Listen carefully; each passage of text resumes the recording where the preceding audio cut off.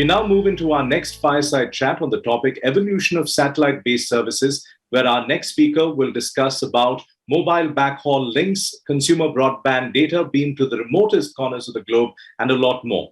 Our speaker for this fireside chat is Pradeep Kaul, President and CEO, Hughes Systique Corporation. HSC has been driving the digital transformation journey of clients across the globe with its innovative solutions and expertise in the field of AI, ML, blockchain, media streaming, next-gen hotspot, 5G satellite systems, SDN security, cloud-scale applications, and connected devices. Over the last 2 decades, Mr. Kaul has participated in creating and investing in over 25 startup companies. This session is moderated by Sidhant Rastogi, Managing Partner and Global Head, Zinnov. Sidhant has engaged with Fortune 500 companies to execute and transform their engineering global innovation strategy. He is an expert in automotive and automation domains. Pleasure to have you both join us this evening, and over to you, Sidhant. Hey, thank you, Justin, for the kind introduction, and thank you, Nasscom, for having this amazing session. Pradeep, it's such a pleasure to have you here with us. And with your tremendous experience, I'm sure the audience will take away some wonderful insights today. And we are here to discuss one of the cutting edge of technology aspects that we have seen evolve significantly over the last 1 decade. We've always heard and spoken about rocket scientists, and rocket scientists typically launch satellites. And that is the topic of our discussion today. And Pradeep has spent a lifetime, I just can't even count, say about 4 decades, looking at just satellites. And I don't think we could have had anybody better than Pradeep to enlighten us on what are these satellite-based services that we have, and how they have the potential to significantly transform the way we live and operate, especially in the near future. So thank you again, Pradeep, for joining us. Maybe let me just start with a very simple question. In all the years that you have been working very closely in this space, according to you, what would be the top 2 or 3 big evolutions that have taken place in terms of either technology advances or in terms of commercialization, or some use cases that you believe that have significantly changed the way people perceive and people live through the satellite-based systems? Well, first, let me thank you, Sidhant, for this opportunity to have this conversation. The topic, obviously, as you point out, is very broad and very long. So I'll have to select a few of the stories that I've experienced. Fortunately, I was there at the start. The industry started in the late 60s, and that's about when I was graduating. And I was very fortunate to land a job in one of the leading companies at that time that had just started in the satellite communications market, called the Digital Communications Corporation, which, by the way, evolved, got acquired by Hughes, and is now the last standing company in the Hughes family, as all the other companies got sold over time. And so we retain the name now, Hughes Communications. Having said that, when satellite communications got started, if you remember, the triggering event was the Russians' competition with the US, with Sputnik, and President Kennedy officially launched the business in the United States, creating an office, and with that, ComSat was born. And ComSat then led to an international consortium of satellite operators called Intelsat, and there's about 150 member countries. That initially created a market immediately for satellite communications in the international trunking business. Had that not happened, the terrestrial model would continue serving the world quite well, but perhaps not as differently as the satellite world, which we will discuss today. So the satellite architecture that was selected was called geostationary satellites, and it had certain attributes that made it economical and appropriate for these kinds of markets. A geostationary satellite is not really stationary. It's rotating around the Earth at a very high speed. Okay, but it's at the optimum altitude at 22,000 miles up, whereby it rotates around the Earth in 24 hours and hence appears from the ground to be stationary. So it's the ideal repeater, if you may. Every satellite system at its root is a repeater. You send a signal up, it bounces off of the satellite and comes back down. And how you use it, et cetera, varies quite a bit over time and use cases and things like that, right? So for the last 4 decades, as you pointed out, geostationary satellites have been the predominant commercial way of building satellite communications. And they're all over the world now. India has them, Europe has them, US, Latin America, et cetera. And the 4 decades has not been static. Economically, you had to create services that were cheaper in cost, higher speed, extra capacity per city because the use cases increase. So there's been a continuing engineering evolution. For example, in the satellite end of it, you were getting more and more transponders per square foot of satellite or pound of satellite. You were getting frequency reuse architectures very similar to the cellular world today. On the terrestrial side, the Earth stations that talk to the satellite used to start at about $100,000 per site.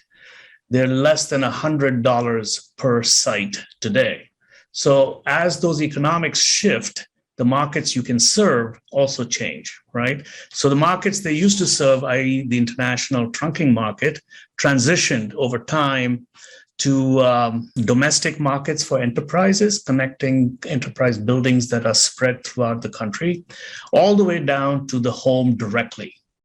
And hence you have now very small aperture terminals. We call them a family of VSATs. You'll see that term thrown around quite a bit in the satellite industry. You're literally talking about a satellite antenna, less than a meter, maybe even half a meter, very easy to install. And then a radio unit, as I said, around a couple of $100 at best. And now you can do interactive broadband data communications for internet access. You can receive satellite TV. You can do a whole set of consumer services, right? Now, the advantage for a geostationary satellite has always been the footprint. Once you put up one satellite, you cover the entire country. So whatever services you choose to launch, whether you're in a metro area or whether you're in a rural village area or you're on a mountaintop, the service cost is the same, right? And no terrestrial network can ever achieve that by definition, right? Because they have to build out a web of interconnecting terrestrial networks to do that.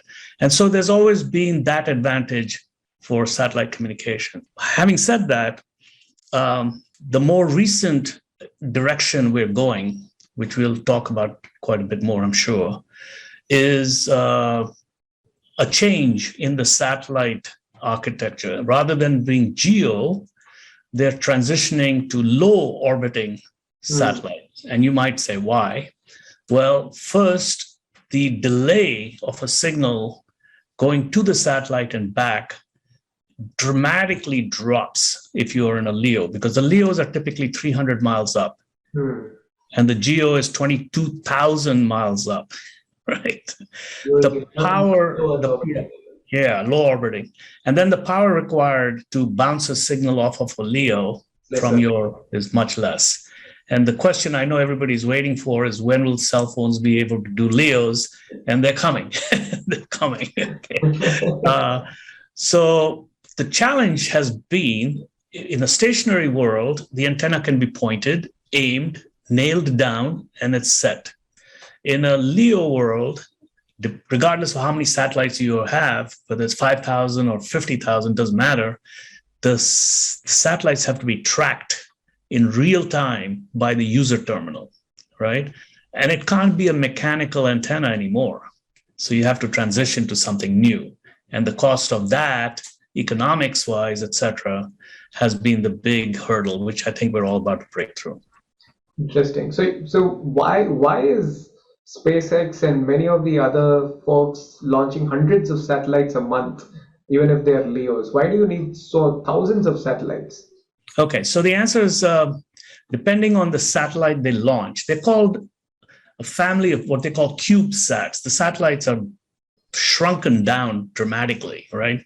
Because their weight has to be minimized so they can fly around the Earth and they can launch 500 at a time. So all of these factors, the physics of all of these factors come into play. But the bottom line is that at a macro level, the LEOs have less capacity per satellite. So wherever they are in a point in time as they rotate around the Earth, they can only receive and transmit back a certain amount of data. So now if you say, I really want to displace everything in the world with a LEO, you can imagine how much traffic you would have to cope with. Well, that can be possibly managed by increasing the number of satellites. And hence, when you look at numbers, when these futuristic constellations are talked about, they start out low, hundreds in the hundreds, then they get into the single thousands, then they get into the 50,000s, et cetera, right? And that's going to be a function of how much capacity that the market will serve them, and they will need it.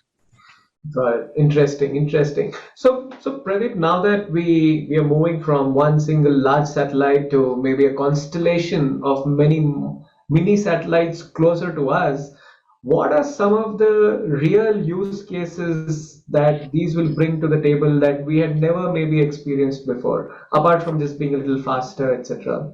Right. I think the use cases will be very similar to, what we're used to today. But, we keep moving the boundaries of the network and the compute. You probably have heard the term edge computing and things like that. That's the evolution of the terrestrial networks, the internet networks. You just can't haul information back to a computer center and then bring it back fast enough to do some of the things that people want to do today. And that is more of the metro and factory and industrial type applications. You need to bring the computing to the edge. You need to remove the delay between the source of data, right?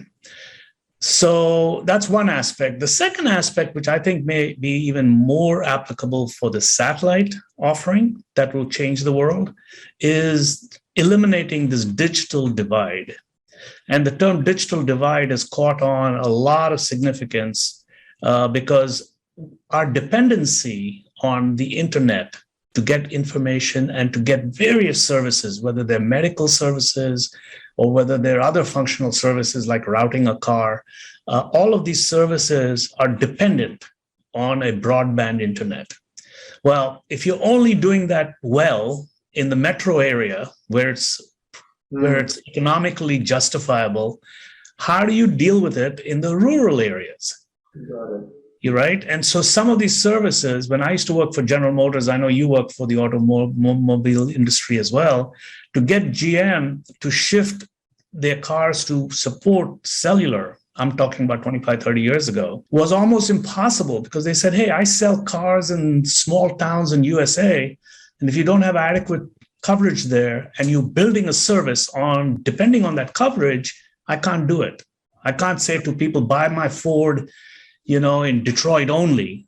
Don't buy it in some place in Indiana. The billions of dollars being spent on fiber optic cable, etc., can actually be substituted or maybe supplanted by having these constellation of satellites and giving the same level of service to the most rural of places across the globe. That's the key. In the urban areas, it'll be really competitive, because the terrestrial networks will be able to do it.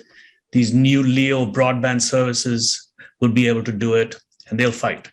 But then when you get to the digital divide side, you cross over to the less populated areas, there will be very little competition. In fact, you're going to start getting government subsidies, and they're already doing it now, to the service operators to promote them, to do this. And that is going to be critical. I mean, a child getting educated in a small town or in a village, you can't make him productive if you don't give him the same level of services that we would enjoy in the metro areas, right? So these satellite networks are going to have a huge advantage in overcoming what they call this digital divide. Got it. So Pradeep, I know we have about 5-7 minutes. I have two questions, right? One is more in terms of the overall corporates and the enterprise companies. We spoke a lot about how customers like you and me will benefit or can benefit. But if you're a corporate, either in manufacturing or in products, etc., what would be the top 2-3 things that they can look forward to when all of this is happening? So I'll give you an example in the United States, because that's where I'm based these days. When we started the enterprise side of our services, the country was going through a deregulation of their phone networks. It's happened in India to some degree as well. So this beautiful Ma Bell AT&T operated network, albeit was not evolving much, hence the deregulation, but it was stable.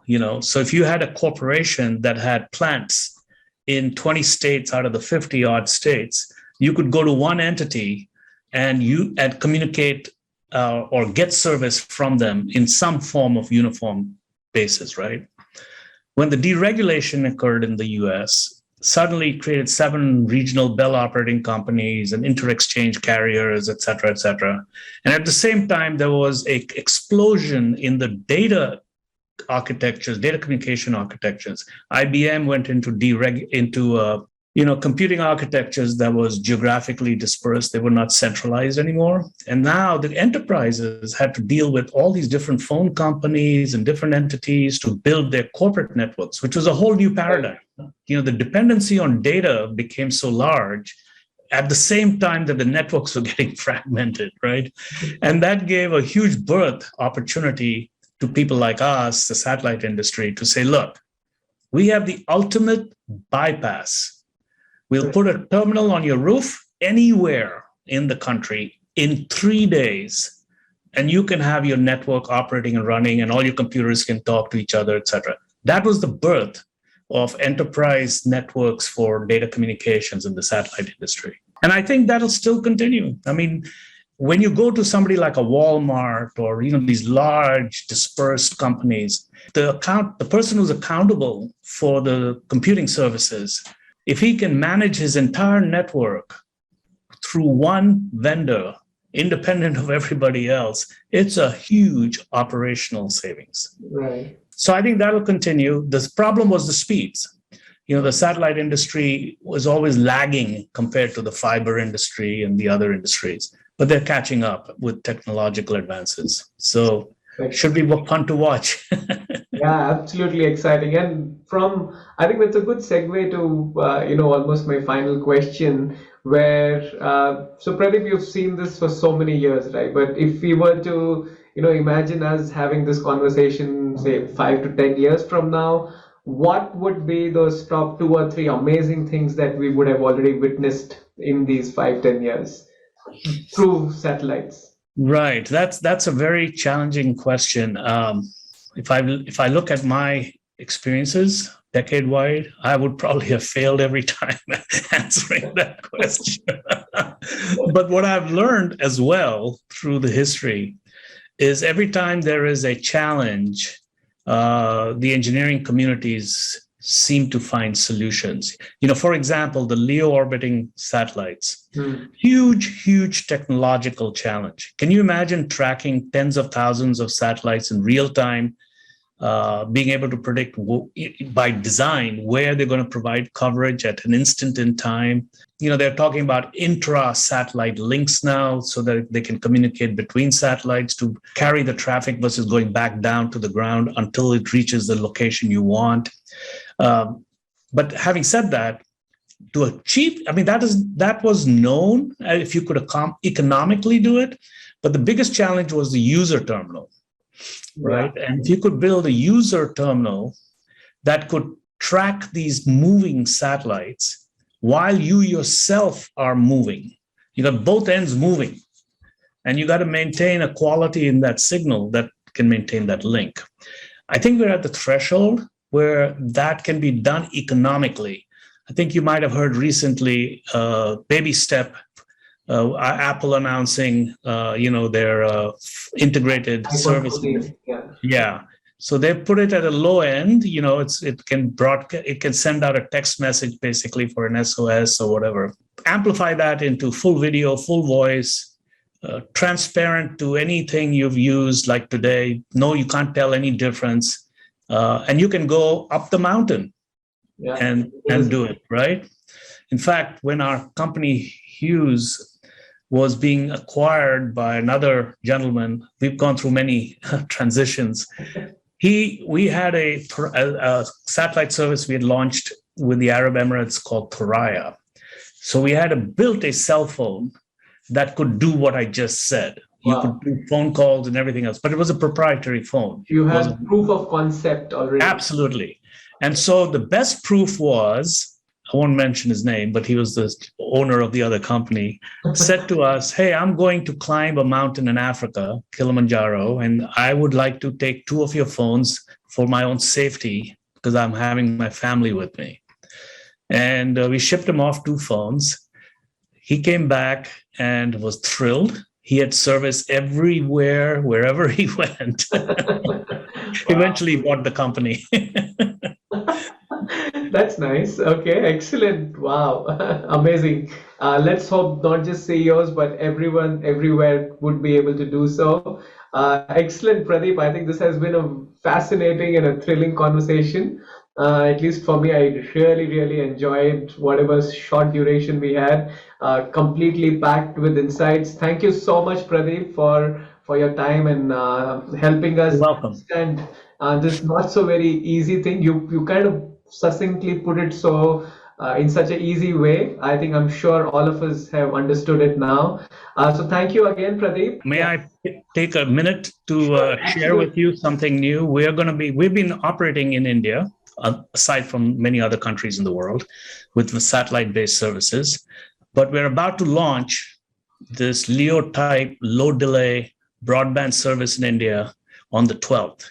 Oh, wow. And there'll be some massive announcements. Forward to it. Yes, and secondly, the services in India are supported by our software company in Gurgaon.